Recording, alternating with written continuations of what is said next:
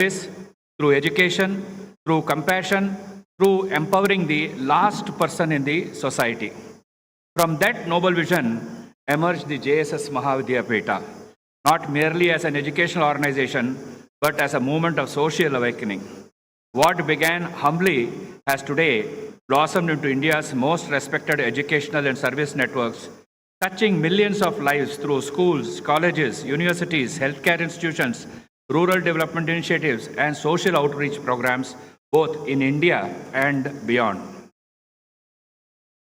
If the founding vision gave direction, it is the dynamic and compassionate leadership of our present pontiff, His Holiness Jagadguru Sri Shivratri Deshkendra Mahaswamiji, that has given us the renewed energy, relevance, and expansion to this great mission in changing times. At times when the world is rapidly transforming through technology, artificial intelligence, economic shifts, and social challenges, His Holiness continues to remind us that growth without values is incomplete, and progress without humanity is dangerous. Under his guidance, JSS institutions are not merely expanding in size, but evolving in purpose, balancing excellence with ethics, innovation with inclusiveness, and global aspirations with Indian civilizational values. I extend warm welcome to His Holiness Swamiji with respectful pranams.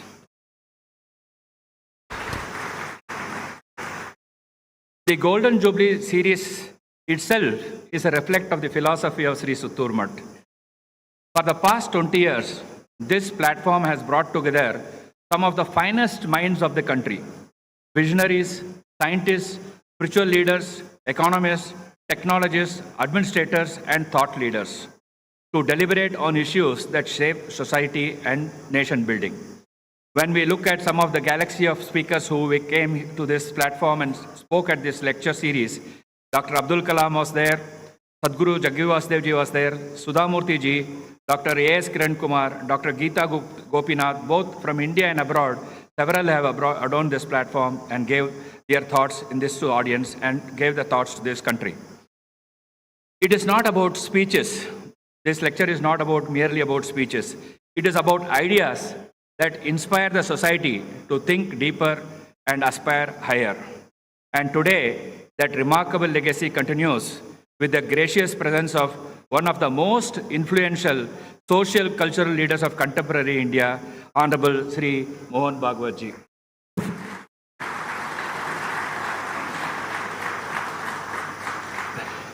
मुझे कल इनसे मोहन भागवत जी से थोड़ा 15 minute संपर्क करने का बात करने का मौका मिला था. उस वक्त मैं उनसे एक ही प्रश्न पूछा, आपके पास ऐसा एनर्जी कैसा आता है आपको कि आप कंटिन्यूसली आप अपने काम में जुड़े हैं और सबके पास जाते रहते हैं. हम तो एक थोड़ा काम कर देते हैं, थक जाते हैं, बैठ जाते हैं. Then he smiled and told, देश के एकता के लिए एनर्जी चाहिए, वो ऑटोमेटिकली आ जाती है. Sri Bhagwat ji's leadership has been defined by quiet conviction, tireless organizational dedication, and deep understanding of India's civilizational ethos. Through his interactions, speeches, and guidance over the years, he has encouraged society to remain rooted in values while moving confidently into future. His ideas often inspire people to look beyond differences and work collectively for the nation's greater good. I am sure today many will be inspired by you and continue to work for this country's good, sir. In today's rapidly changing world, where material progress is often accompanied by unrest, social unrest, isolation, and division, his message of mutual respect, social cohesion, and national consciousness takes on a great importance. His continued emphasis on dialogue, character building, and shared responsibility reminds us that national development can emerge only when society moves forward with a unity of purpose and harmony of spirits. It is therefore appropriate that today's talk he is addressing social harmony as a catalyst for national development. Because no nation can truly progress if sections of the society remain divided from one another. Infrastructure can build cities, technology can build economies, but only harmony can build a civilization. We are deeply honored to have you, sir, amidst your demanding schedule and responsibilities, you have chosen to be with us today at Sri Suttur Mutt. I warmly welcome your respectful self, and we are all eagerly looking forward to you. I extend a warm welcome to you, sir.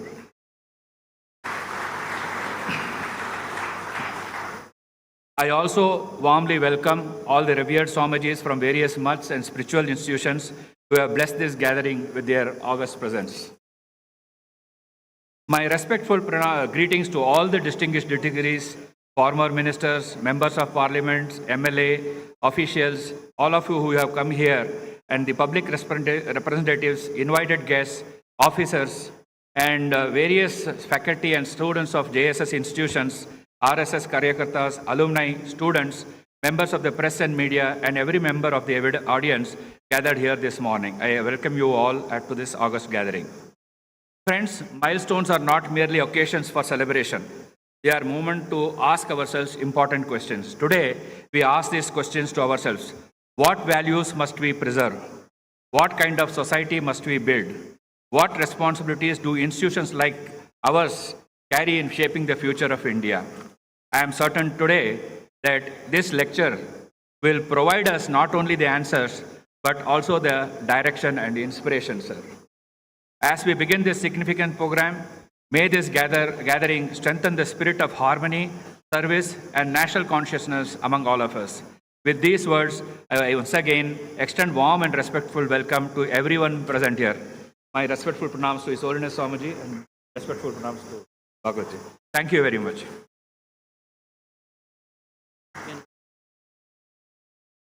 Thank you for your wonderful welcome, sir. Now, the release of book. May I request His Holiness Swamiji and the chief guest to release Atmano Mokshartham Jagadhitayacha by Sadguru Madhusudan Sai. This is the 14th lecture which has been published as a book. May I now request the guest to release the book.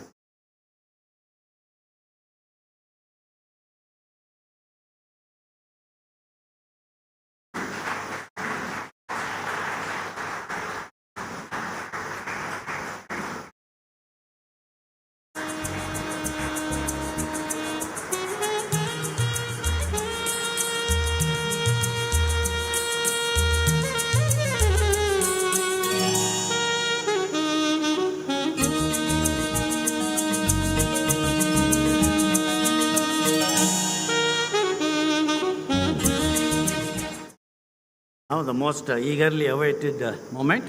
I now request Sri Mohan Bhagwat ji to deliver 15th lecture.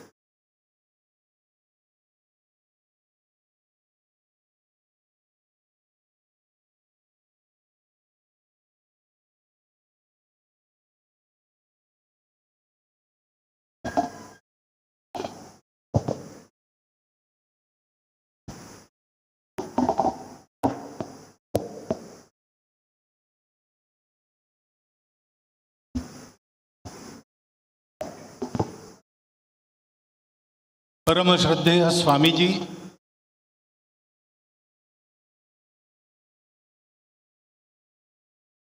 सभी अन्य स्वामी जी जो यहाँ बैठे हैं, and dignitaries present here for this occasion. I have been asked to speak about social harmony as a catalyst of national development in English, which is not the language of my practice. But I know you will gloss over my mistakes in English,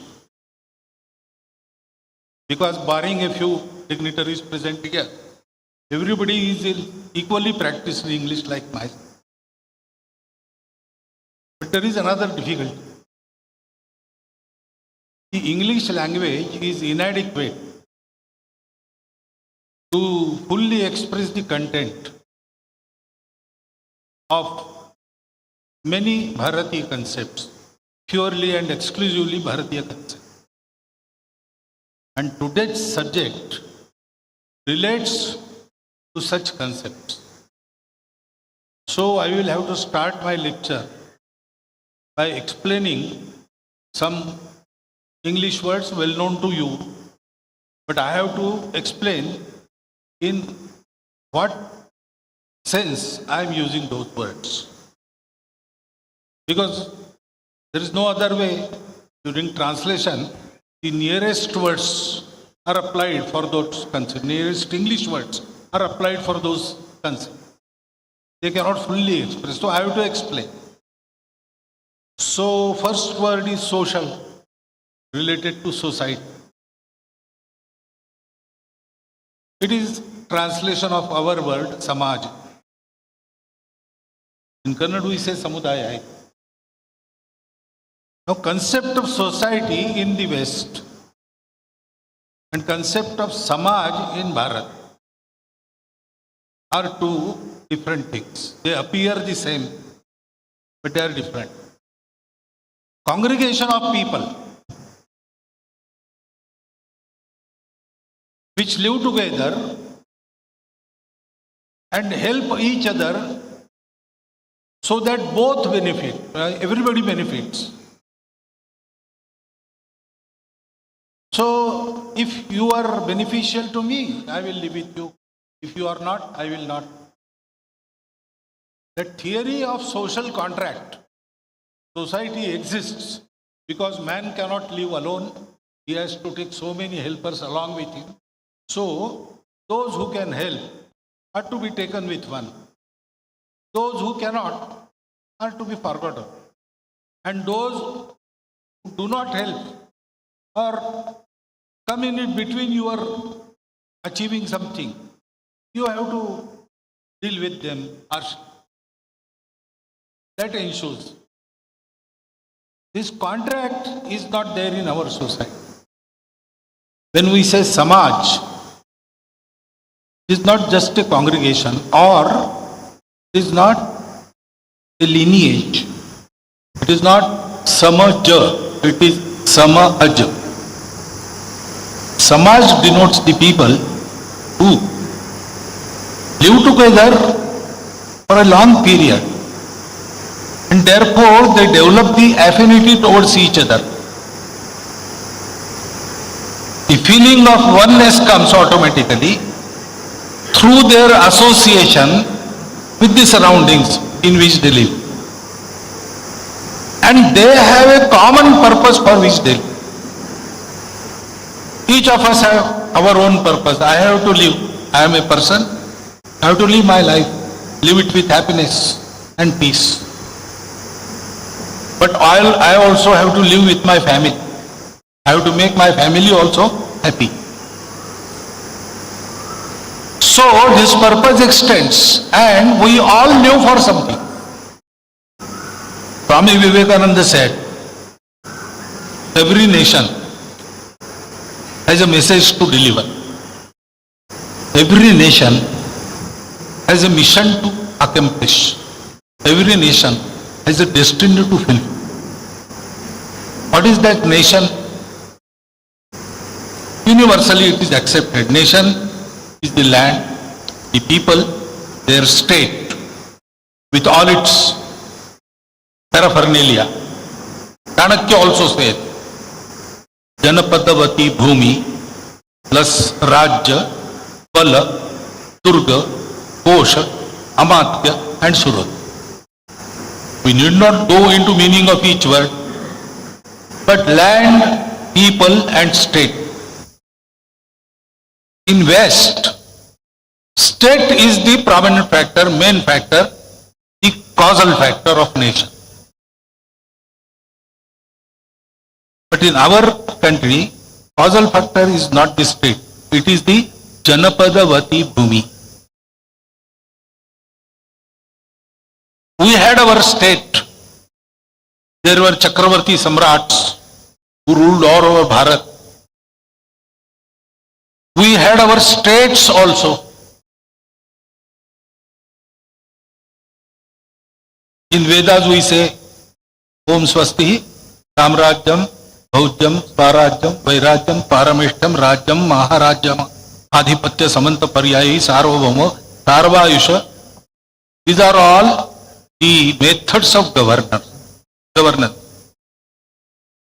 In Bharat, there were many states differently governed by all these methods each. But still we say, anta adha parardhat prithivya samudra paryantaya ekarat. The land up to seas, which was made arable by Prithu Raja, therefore called Prithivi. That is one nation. We didn't say the state makes us one nation. We said the land makes up one nation. Our land, which was well protected and provided everything for those who live in that land, gave us peace, gave us prosperity, gave us an environment wherein we did not require to fight among ourselves or fight with others. Because in those days, our borders were impenetrable. Tall mountains on all sides and deep seas on all sides. So nobody came from outside. We didn't have to quarrel with our neighbors. And inside there was plenty for everybody. So in spite of our languages, in spite of our provinces, in spite of our different manners of conducting our life, we were there peacefully existing for a number of years. This peace and prosperity was provided by our land. Therefore, Bhumi is the one fact. Land for us is not a means of living. Land for us is Matru Bhumi.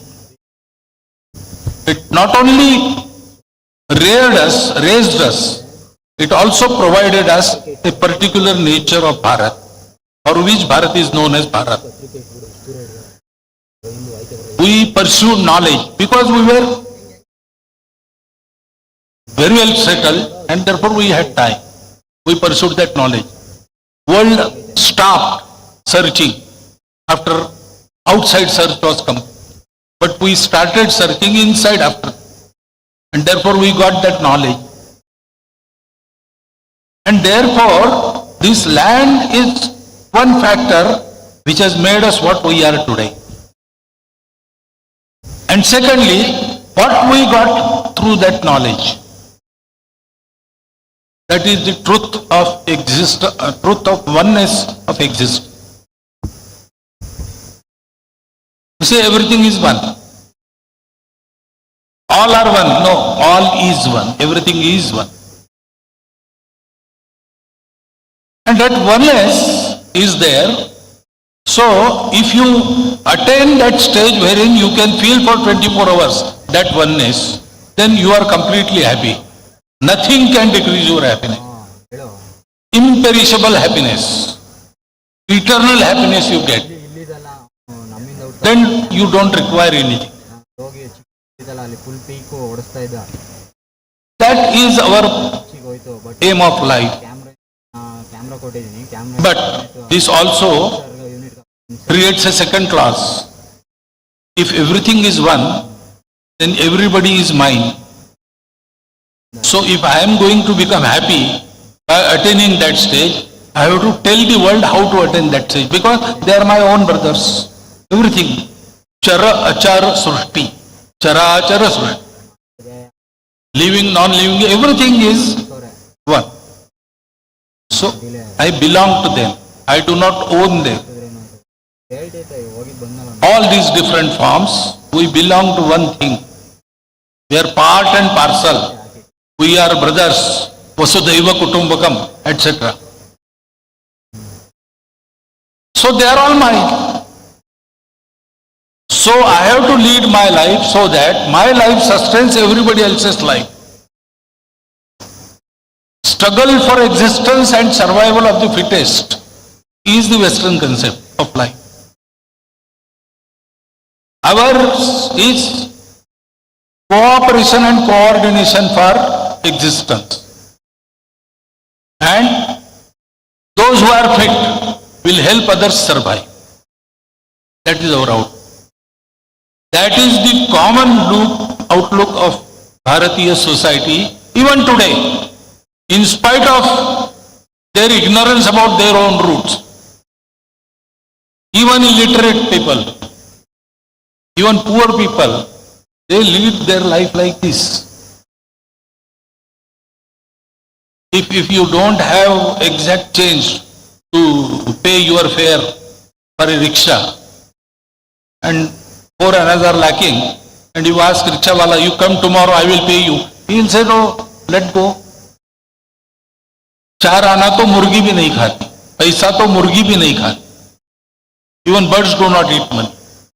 This you will never hear in West. This is our concept. So our society has a common purpose to lead the life for attainment of that stage and lead the life with paropakara and seva.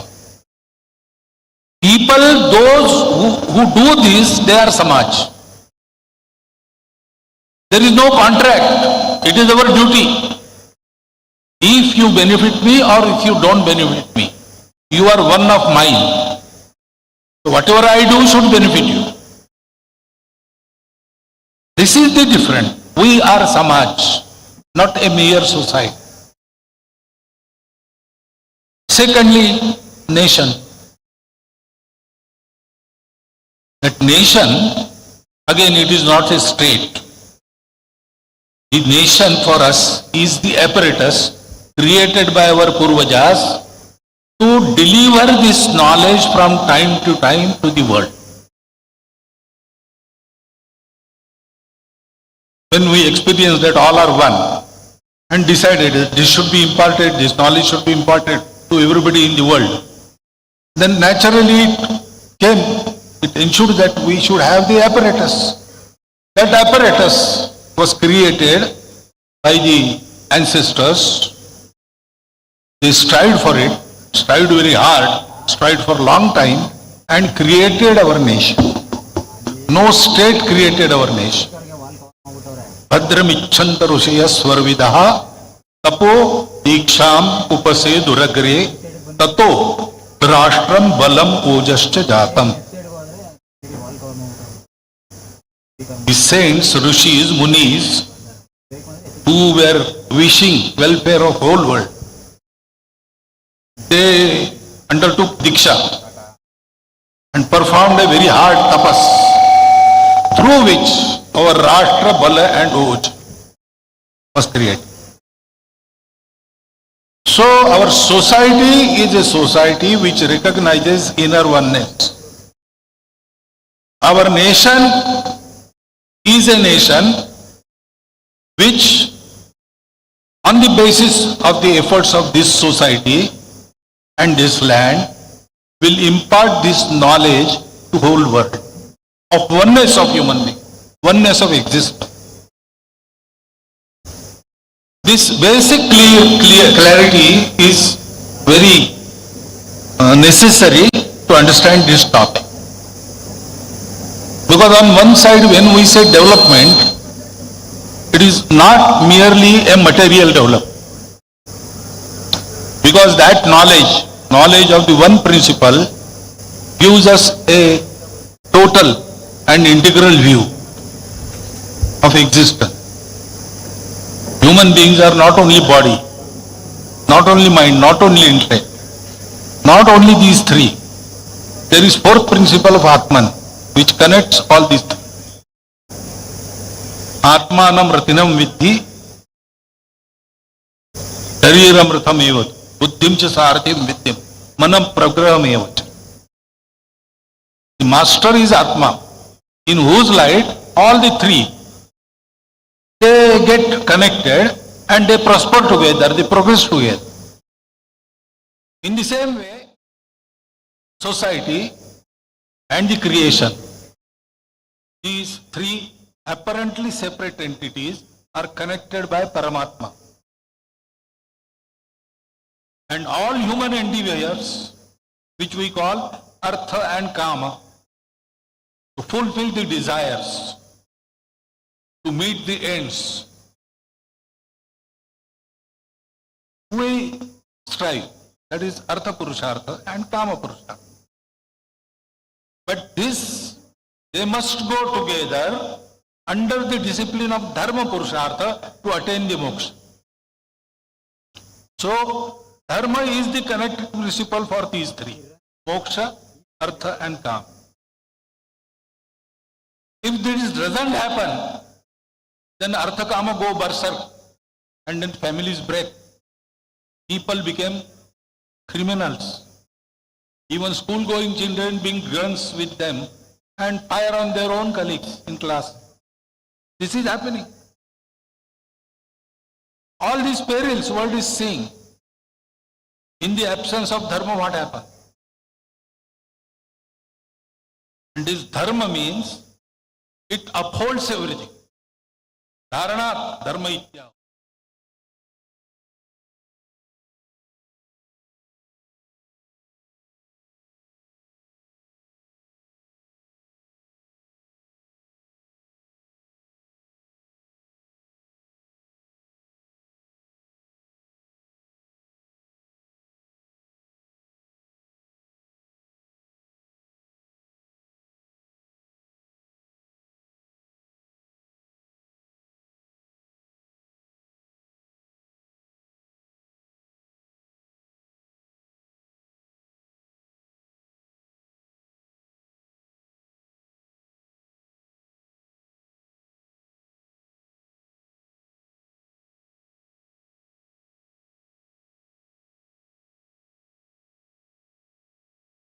Apparent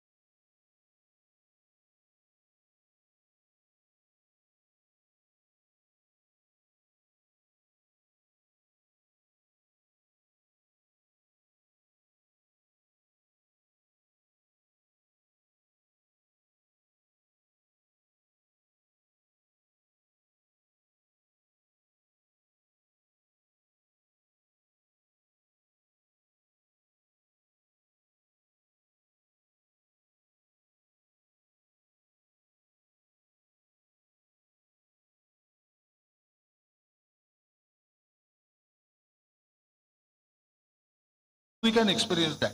Even without doing any tapas, you can try.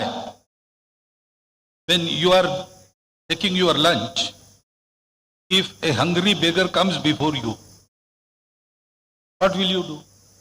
You will give him something and drive him out. Or just drive him out without giving him something. Or you will just shut your door. Or just turn yourself around. But you never can take your own food when a hungry man is standing begging before you. Do this experiment. You will find it. Why? That is Atman. That is Paramatma. That is the truth which gives rise to dharma. There is a very good episode in our Puranas. There is story of Shibirana. Must have heard that. A doe comes flying to Shibiraja and asks for shelter. And Shibiraja hides him in his robe. A hawk comes. And he asks Shibiraja, there was a doe coming here I think probably he has taken shelter with you. It is my food. I have to eat. Release. Shibi says, no. He is my subject. I have given him protection. I will protect. I will not let you eat. That is my dharma. I am the king. I have to protect my subject. Then Hawk says, I am also your subject. And you say your dharma is protection. The nature has given me dharma of eating meat. Unless I eat dough, I cannot live. And to live happily, live 100 years with all karmas. Kurvanneveha karmani jiji vishechamas. That is my dharma. So by hampering my dharma, how you are going to achieve your own dharma? Dharma is not like that. Dharma is happiness everywhere, all round, anytime, every time. For all. Dharma cannot create grief one side and happiness other. There is no. Now what is the answer in Western philosophy? We have to bring justice. What is the way we can bring justice? There are only three alternatives. Let the hawk die of starvation. Second, let the doe die. Let hawk eat it. Or say that these matters are not for this court. Go out and decide somewhere. There is no other alternative. But in our tradition, Shibi Raja says, okay, you are right. Your dharma is eating meat. But your dharma is not eating doe meat. Any meat will do. So I will cut my own meat and feed you. Leave the doe. So that dharma of dove is protected, dharma of the king is protected, dharma of the hawk is protected. Shibi Raja gives his own. That is tyag. This Sanyam and tyag arising out of compassion is the basis of harmony everywhere. Just as the frequencies are the real cause of harmony, matching of frequency. You have to learn this. If there is some agitation amongst ourselves, some quarrel amongst today, what is the cause? In most of the cases, we find cause is a fight for petty interests. I want this. Because economics says ends are, desires are ends, desires, means are limited, ends are endless. So limited means cannot satisfy everybody's end. That problem is going to last because that is the condition of earth. So how can we live together? We have to quarrel. Therefore struggle for existence. West believes in that. We do not. We say no, okay, if means are limited, we will ration ourselves. We will take only that much so that everybody can take it. Everybody can have it. This is our legacy which we have forgotten for last 2000 years. And that is why in our society, all the diverse expressions of our unity have become our bane. They make us quarrel amongst ourselves. Because we forget with whom we are quarreling and for what. We can share. We have to share because we belong to each other. We belong to this universe. In universe also there is no need to quarrel. The wars are going on. They are in news, you know. I don't need to give you information in how these wars are happening. They refuse to share. They want everything in my And because they don't know this oneness, they are suspicious of everybody. These suspicions, this petty interest and fight for that, they arise when we don't realize this one. When we forget this. So real development, by creating material prosperity, creating abundance and justified distribution, and by limiting the consumerism, they create disease. That creates harm. And state will do this, but state cannot act alone. If society obeys the state, state can go on. If society doesn't, state cannot work. Mastery, particularly on our democracy, we are makers of everything. So society in general must have the spirit of oneness. We must remember this. It is nothing manufactured by us. It exists. It eternally exists. It is there. And therefore, we have to recognize it. Then only we can achieve happiness. But we forgot this. And then there was untouchability. And then upar niche. Discrimination. Our own brothers, we kept them in darkness for so many years. We have to realize this oneness. And we have to behave in that way. We can feel it. Once we start thinking, we can feel it. It is already there. Without thinking also, we do so many acts of compassion. So many. If from a distance you are looking at the street and some cycle wala collides with a scooter wala and both fall down, for a moment you say like this. Remember, why you are doing that? You are 100 feet away from that spot. They are unknown persons, both. But why you feel like this? This feeling is there. It is the truth. That truth is there because existence is one. So nobody is superior, inferior. We belong to each other. All are equal. Capacities are different. Environments are different. Requirements are different. But no matter, we can share and we can live happily together. By cooperation, coordination, not for a selfish, petty interest, but for the truth that we are one. Everything is one.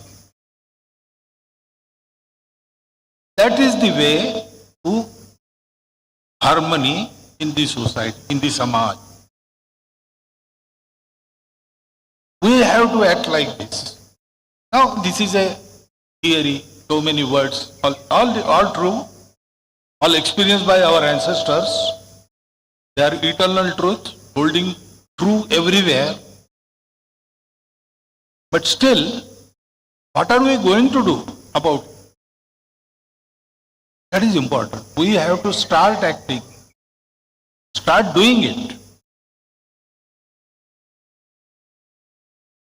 First, we have to dispel all the differences away from our mind, because all these differences,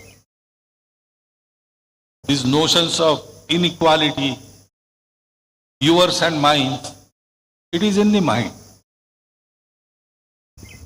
Even if you outwardly you are acting in a right way, if you see a person, there was a funny incident.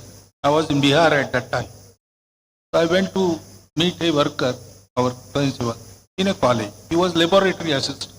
And exams were going on, therefore he was engaged. So he asked me to sit in principal's room and wait for him some time. He also informed the principal that I was Kshetra Pracharak at that time. Our Kshetra Pracharak asked him to sit in your room.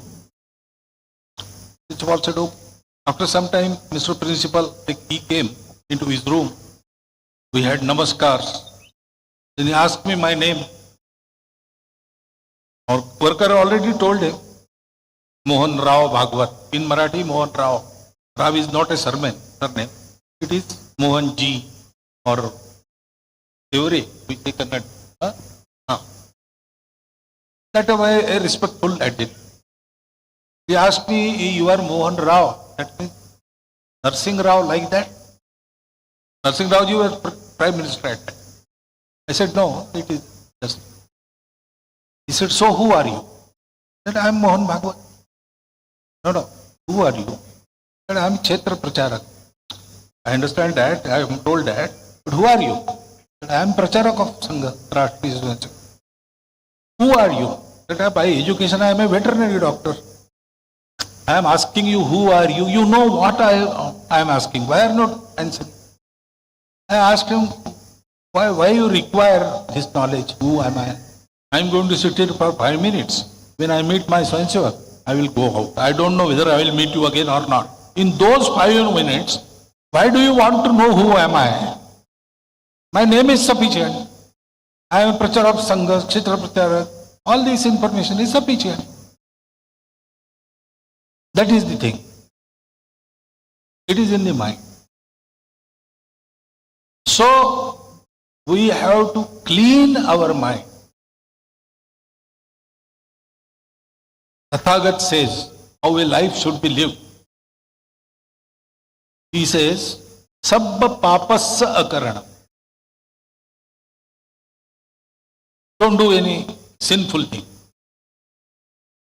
So no theft, no this, no that. You know. No improper behavior.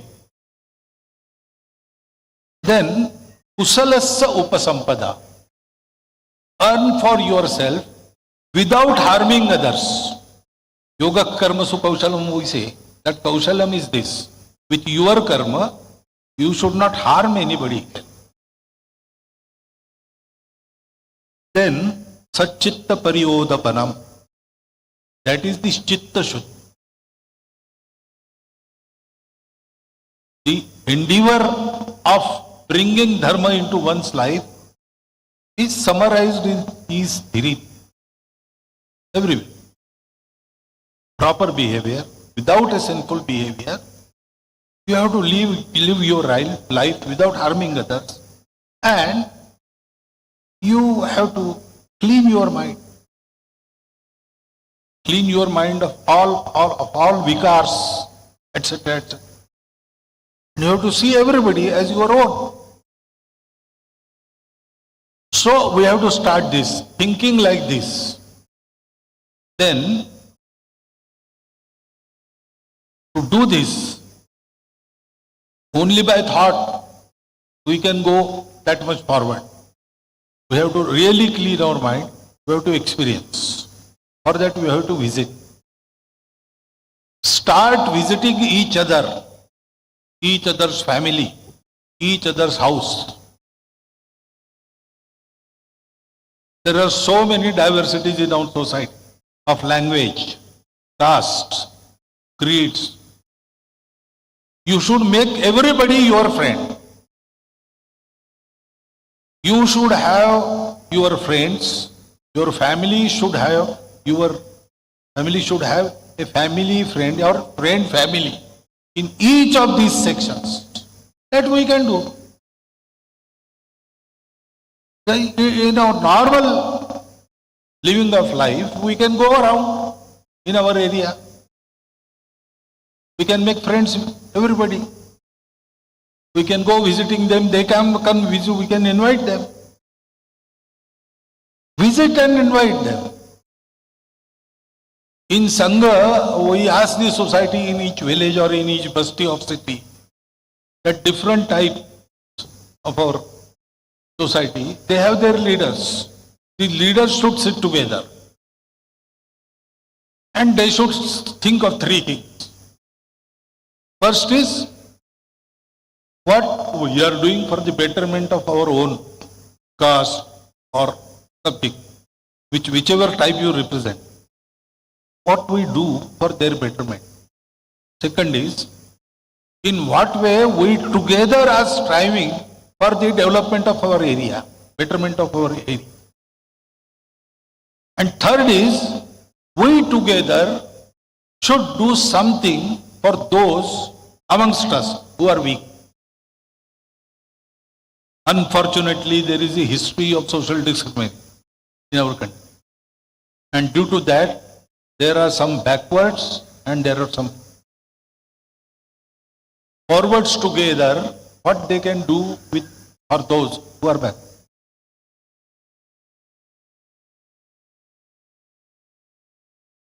This should be thought regularly, thought about, and something must be done for that. Together we can do many small things. This type of behavior, we are one, we have to live together, we will take care of everybody else along with our own area. This will create that sadbhavana. That compassion will come into action.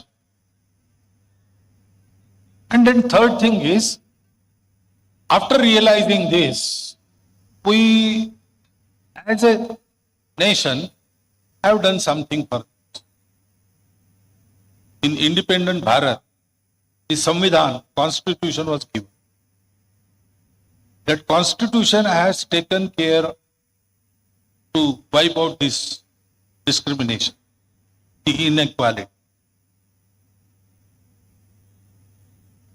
But remarkably, when this Constitution was given to our people, Bharat's Parliament, Constituent Assembly at that time, Dr. Ambedkar delivered 2 speeches.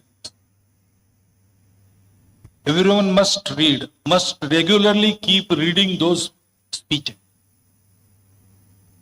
They are the guidelines for the Bharatiya people to behave in a way they can restore the glory of Bharat. In that he says that the Constitution has taken care to bring political and economic equality. But this cannot be brought about unless there is social equality. The principle of liberty, equality and fraternity, I have not taken it from the French Revolution. I have found those principles in our tradition, in the thought of Tathagat Buddha. The world knows that if you try to bring equality, there is no liberty. You have to restrict. And if you want liberty, you cannot rely on equality. If you want both together, you have to have this fraternity, Bandhu Bhav. And then further he says that Bandhu Bhav is dharma. He also cites the example of history. He says no aggressor conquered Bharat due to his own valor. Because of our differences, petty differences of all these things, we handed over on a silver platter our country to them. That has been our history. Now after so many 1,000 years, he says, after 1,000 years we have reacquired our independence. I am afraid that if you continue to quarrel like this, our freedom cannot be protected. So sitting here as the opponents, followers of different ideologies, we are sitting here in different camps, but we have to take care that in society, that bandhubhav happens, that fraternity is inculcated. Our Constitution also in its guidelines says that we should try to bring about emotional integration. What is that emotion? That emotion is everything together that tells us that we are one. So, we have to try and support all the proactive measures that have been taken by our Constitution to bring about this social equality.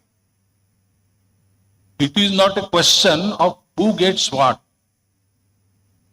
It is a question of wiping out this very dastardly blot that has been put upon ourselves by ourselves. We have to wipe it out earliest. Unless that is done, how can there be development? Because development is not something individual. There were rich persons in Bharat. There have been always. But we say now Bharat has economically progressed. Why now? Before 2014 also there were rich persons. All Tata, Birlas, Ambani, Dadanis were there. Even before that, even in the days of pre-independence days of British, there were rich persons. But we are not prosperous. Why? Because when we say we are all together like a body. I am healthy. But one side of my body is paralyzed. That has no meaning. You are not healthy. If something in your body is paralyzed, you are not healthy. You have to make each and every cell of your body healthy. Then only you can claim a health. So when we say development, it must be unto the last man. Nobody should be left out. Maximum good of maximum people is not for us. Sarve pi sukhinas santu is our criteria. And to bring about that, if I have to sacrifice something, I should be ready. This type of attitude should be cultivated in minds, and it should be carried forward to next generation also. And we should make small repairs in our behavior. A new Karyakarta came to one of our Karyakarta. Someone told him that these people are using you, they will throw you away after you are not. So he was very agitated, and in a summer afternoon, in those area it is 45, 46 like that, he went that Karyakarta. He had just come out from the college, and after meals he was taking a nap. So he woke up and took him in and asked him, how come you have come? I will tell you, but first I am thirsty. I want a glass of. Now our Karyakarta says, okay, go into kitchen. If the drink of water is there, you take your fill, bring a glass for me. And then, after all this was over, he asked, so now tell you, what is your? He said, no, I got the answer. Instead of speaking, lecturing, or giving upadesh, we have to start from small things. Our languages contain so many words which express this discrimination. And it has come in the colloquial flow. Nobody has any intention. But now, because they hurt the feeling, we have to leave that. We have to make our speech pure. The speech quality is, in Marathi there is one thing. How a speech should be. Sats ani rasa. True and attractive. Mitale ani mawal. Measured and soft. Shabda jaise kallola amruta se. Words like kallola of amruta. Not to that degree, but to some degree we can have this. Our speech, our behavior, our small acts should not hurt others, should not make them feel that I am something distant, I am something different. He doesn't see me as his equal or his own. Should not be there. Many things are there for him. If we start doing these small things, these four measures, cleaning our mind, shedding all the past grievances, etc., etc., making us love everybody because they are ours. then go visiting and invite visitors, making friends, supporting all the proactive measures, and starting from small. This sadbhavana can be created, the harmony comes after that. And then all this behavior should be reflected in our policies also. And fortunately, that has been taken care of by the provisions of our Constitution. When that happens, our society will be one society which all of its organs prospering. And then that will be the real development. But only material concern for development will not bring this about. We have to inculcate these values. And all those values spring, you know better than me about those values. But those values spring from one truth. Everything is one. The differences are of words only. We call them different, call it different. Ekam sat, vipraha bahudha. Everything is. With this we have to start and develop on this. That will bring about the harmony of our samaj, harmony of our rashtra. And that will also show the world a much required way to a new world which is happy and peaceful. I think this is also a God-given duty for our Bharatiya people. So if we have not started doing this, it is high time we should start doing this. This is our sacred duty. It will fulfill our life, our family life, our social life also. So I think social harmony as a catalyst, not only catalyst, it is the condition precedent for the all-round development of. If we look to this topic in this manner, I think, and start acting, I think within coming decades, we can completely do away with all the discrimination in our society. Our country will be prosperous. Also, it will be proven to be a guideline for the faltering world. By correcting all the mistakes world does, it will bring about a new, peaceful and blissful world. So let me express my best wishes for you that by doing this, you see this to be a reality in your own life, in this body, in this life, you will be able to see this kind of world. But for that, we have to start today. Thank you very much for patiently listening me.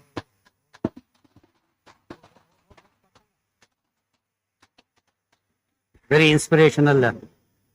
Thank you very much, sir, for your very inspirational talk. Now it's time for question and answers. We have already received quite a number of questions, sir. Huh?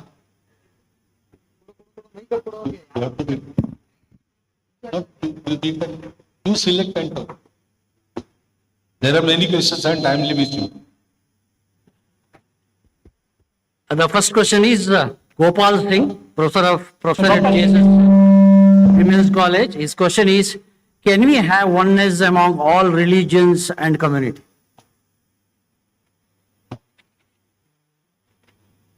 Community. Community, religions. We have to have. It is not a question of can we. Because all religions try to take us to truth. So, ruchinam vaichitriat ruju kutil nana patayutam nunam eko kamya tvam asi. The ways are different, but the destination is the same. Some may reach earlier, some may reach late, some may reach quickly, some paths are very comfortable, some are not. All these differences there. But they go to the destination and that destination is same. So, creating religions and quarreling is not what is desired. creating religions, see the destination, realizing that it is one, have coordination, cooperation. That is a must for humanity to survive. There is no choice.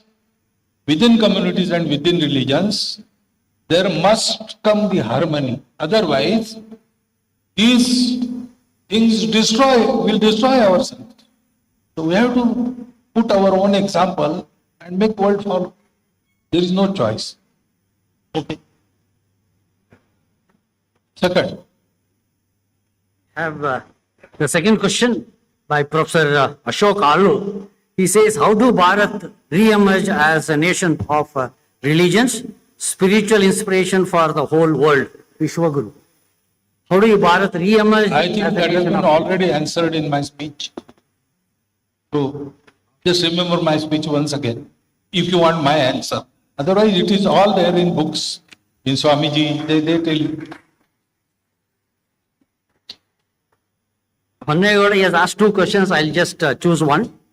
Would you not think a man has become slave to power, property, and position in the scientific age? How? They walk. Slave of power, property, and position. It is everyone's choice. No one can make you slave or no one can liberate you from slavery. It is your own will, what you want to become. So, I have to give this education to every individual, especially the young generation. Why they have come as human beings. Animals and human beings biologically are the same. Ahara, nidra, bhayam, etunamcha. That is the life. All animals. They don't know why they have taken birth. They don't know how to die. They don't commit suicide. They have to live till they die. And said they have to live happily. So, ahara, nidra, bhayam, etunamcha. It is same with man, but there is one difference. Dharmo hi tesham adhiko vishesha. Ahara, nidra, bhayam, etunamcha. Samanya metat pashubhir naranam. Dharmo hi tesham adhiko vishesha. This dharma is not religion. Again, it is purely and exclusively Bharatiya concept. Dharanat dharma ityahu. Dharmo dharayate praja. Dharma is that which brings samutkarsha, material progress, and nishreyas, spiritual progress. Dharma is in the beginning, in the middle, in the end, always blissful.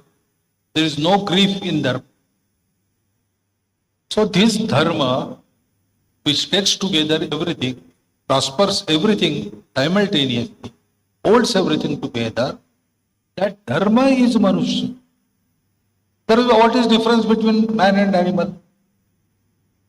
So if you are a human being and you have the ego that I am the supreme being of this creation, then you have to behave in a supreme way. Animals are responsible for themselves. Human beings are responsible for the universe because they say that we are the superior beings of earth. It implies that they have the responsibility of whole world. So with that sense of responsibility, we have to conduct our own life. If that is there, nobody can compel ourselves to slavery of anything. Nobody can compel ourselves towards sin because we have that vivek. I am not going to go that way. This is not my. So that realization, that samskara has to be given.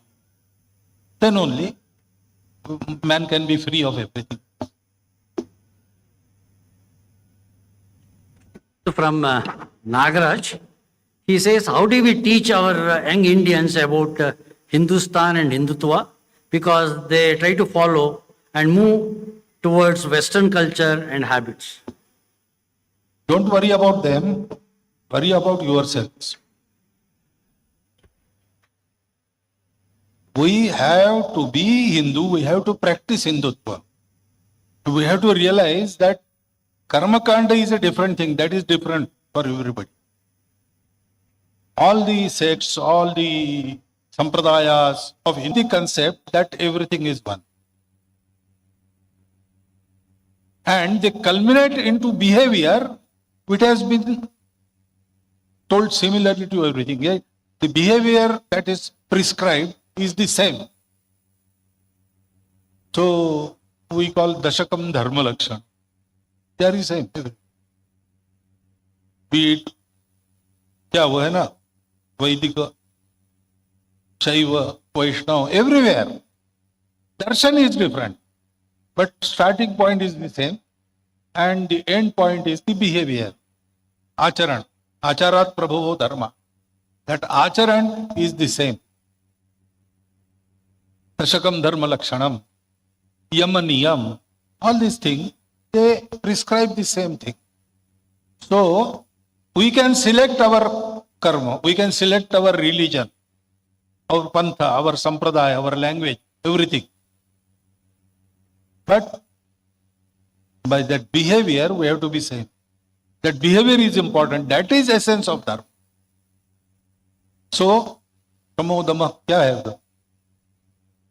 Ahimsa satya astev. In Gita, the Daivi Guna Sampada is given.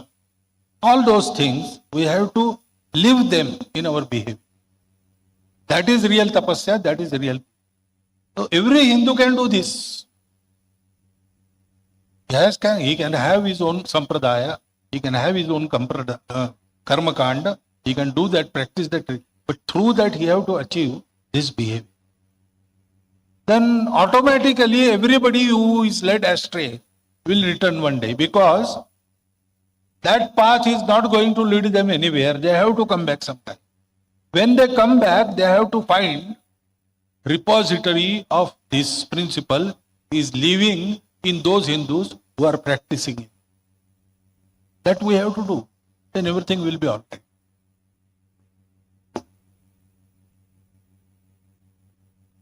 Mahadev Kumar, this is about, in our Hindu society, marriage has become a big problem. Huh? In the Hindu society, marriage has become a big problem because many of the youngsters are not getting married. Tomorrow, the number of Hindus might actually come down. What actually RSS has got to do with this? Or what solution the RSS can provide? Again, young generation says that why should I marry? Why should I become a slave of another individual for life or for 7 lives as we say? I don't want to. Very reasonable. But this is not about serving each other. This is not, the marriage is not a way to satisfy each other's desires. It is an instrument of creating a society. The family, vivaha, leads to a kutumba. Kutumba is the basis of society. The basic unit. Economically, culturally, politically, in every aspect of life, it all starts in a family. And better the family, better the society. And better the society, happier the individual. Alone, nobody can become happy. You have to become happy together. No individual can be happy alone. He has to make his family happy. No family can be happy alone. All the village should be happy. No village can be happier happy unless the district becomes happy. All this goes expanding, and therefore, when we pray for happiness, we say, Kale varshatu parjanyaha. Let rains be regular. Prithivim sasyashalini. Desho ayam kshobarahito. Brahmana is not caste. Vidwan log. Brahmana santu nirbhaya. Aputra putrina santu putrina sati. Biodiversity should go on. Adhana sadhana santu. Material prosperity for everybody. Sarve santu niramaya. And healthy mind and intellect. We pray, we define happiness like that. It is not happiness for individual. It is happiness for everybody. Because unless that happens, nobody can be happy. So, to marry is to take a responsibility of everybody's happiness. And unless we take that responsibility, we cannot be happy. That you have to teach the young generation not by words only, by your example also. In our families, there is no example before the young generation. They find women slaving their husbands. That we have to change. It is a partnership, it is not slavery. Equally responsible team, they create individuals, they are responsible social citizens. This responsibility, young generation is led astray, there will be happiness, there you will get everything, and you will have no responsibility. That cannot happen. That is going to backline. This you have to teach. If you teach that, then all else follows. And all dangers are averted. But this teaching should not be only by logical arguments. We have to show them exemplary behavior. The very genial and genuine environment created in the family because of that behavior. You have to give them experience, then only they will realize. So start doing that today from our own family.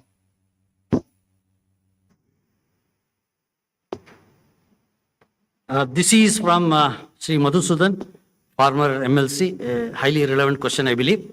How to prevent caste vote banks misused by political parties to divide society for their political benefits? Because society remembers caste, politicians take advantage. It is their legitimate endeavor, no? Getting votes. So they cannot get votes by working, but they can get votes by caste. So society has to forget caste. Then politics will correct itself always. So don't blame politicians. Try to make society forget its caste. Now again, if you tell them to forget the caste, they will remember to forget the caste. So without trying to eradicate caste, you just behave like there is no caste. So roti, beti, everything should happen. That is why, how to do it? I said, support all proactive measures, not only those given by law and constitution. Even individuals who marry intercaste. The first intercaste marriage in Maharashtra happened in 1942. It received two well-wishers' messages. More than that, but two prominent. One was Dr. Babasaheb Ambedkar, another was Mr.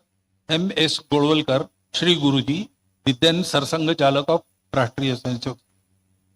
And in his letter, Guruji wrote that I was very delighted to hear that you are marrying intercaste, not for the purpose of your fulfillment of your desires, but to set an example before the society that there is no caste. So that should be our attitude. If we forget caste, caste will stop working in politics and politicians will forget caste.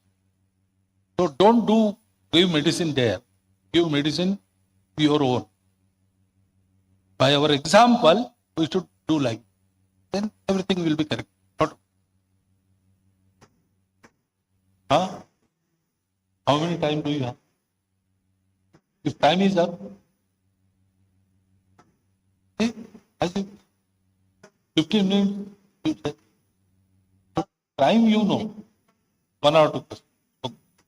There are plenty of questions. We'll not be able to take all of these questions because of dearth of time. I'll select last 1 or 2 questions. This is from a Swamiji, Sri Channabasava Deshikendra Swamiji of Kannada Mutt. Here's the relevant question. It is known fact that the religious mutts and temples in Karnataka are providing various services to the society. Request to state their stance on the constitutional protection and constitutional nourishment for these institutions. The mutts are serving the society, but the state governments actually are not responding and providing any protection.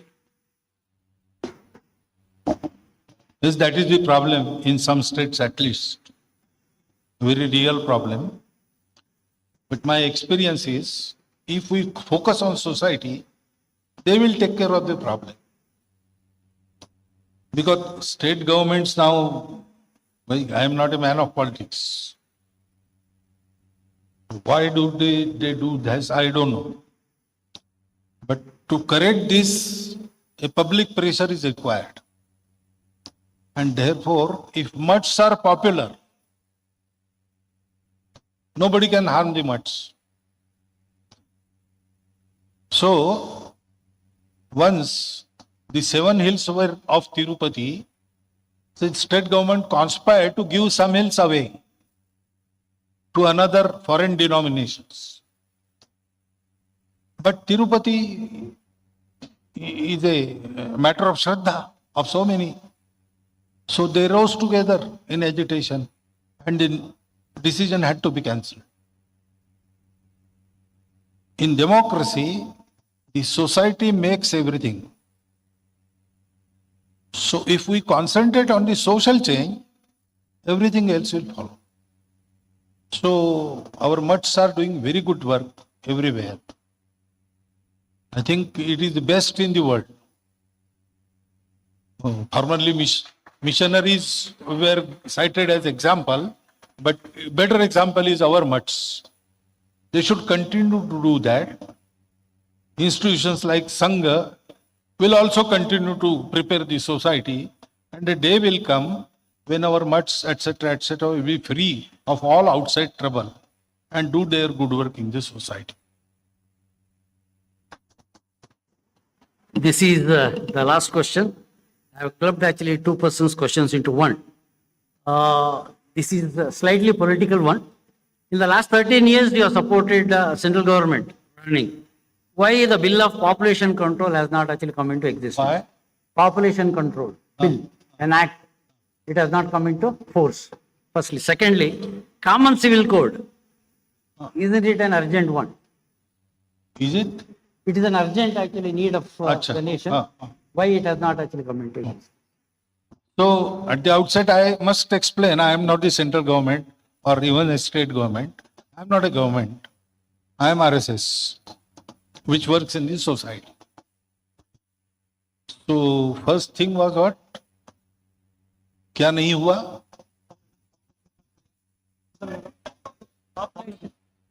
वो तो population control. Population control and civil हाँ. Yes. Again, there was a government which tried to control a population, but immediately it was utterly defeated. Do you remember? You may remember less because it happened in Uttar Pradesh, Bihar, etc., the north of Narmada, in emergency. So they were big drivers of the population control, family planning. That operation was going on, people were caught and dragged. All this happened. So government are afraid if they try to control directly. Maybe, I don't know, this may be the cause. All these things, any law, leave population control. There is red light on the square, traffic. Light is there, but if people don't obey, what happens? Actually, people have to be educated. Policy must be there, but policy can be enforced only if people cooperate. So, we don't rely on government for anything. We go to people directly. And in people, population control is one stream. Another stream is demographic imbalance. So, we recommend that government should think of next 100 years. Today we are nation of young fellows. All those young fellows are going to be old fellows after 30 years. We have to feed them at that time. How many hands will be required? All these factors, projection should be taken into consideration. Condition of our women folk, their education, their empowerment, their health, all these concerns should be taken into consideration and a policy should be prescribed that say, this policy, our present policy is 2.1. Point 1 is not, point 1 is 3. And then educate the public about that policy. And then make it work everywhere without discrimination. There will be no reason for exception.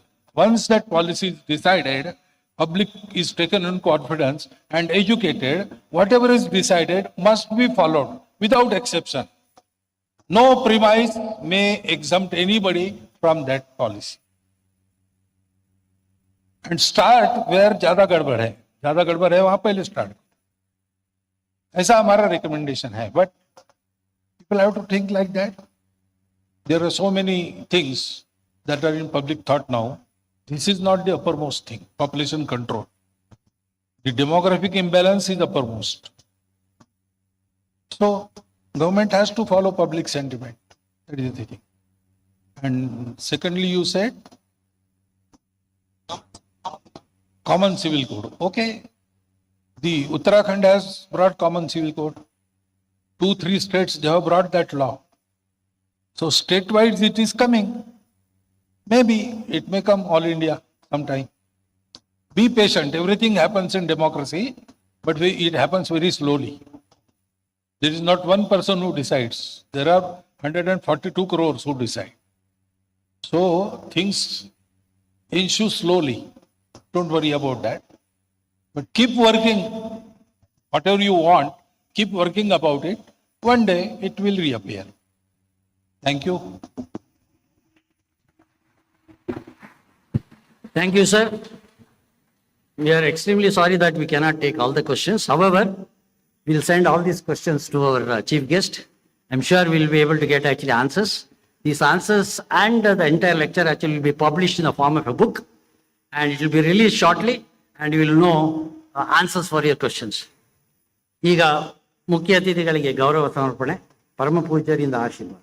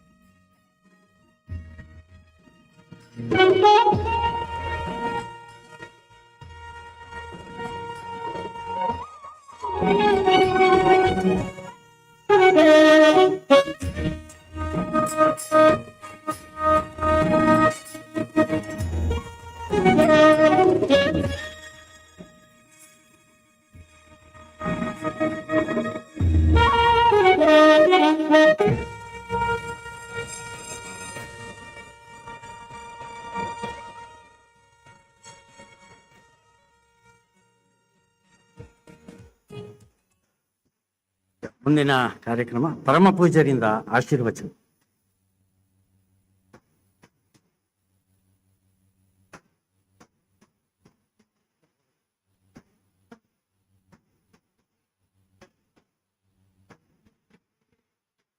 ಅವಿ ಇಡೋ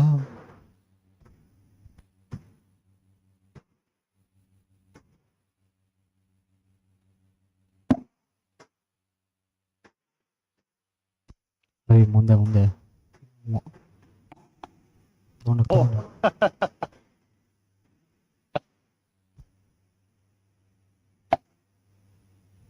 ಮೇಲ್ ಮಾಡು ಸ್ವಲ್ಪ.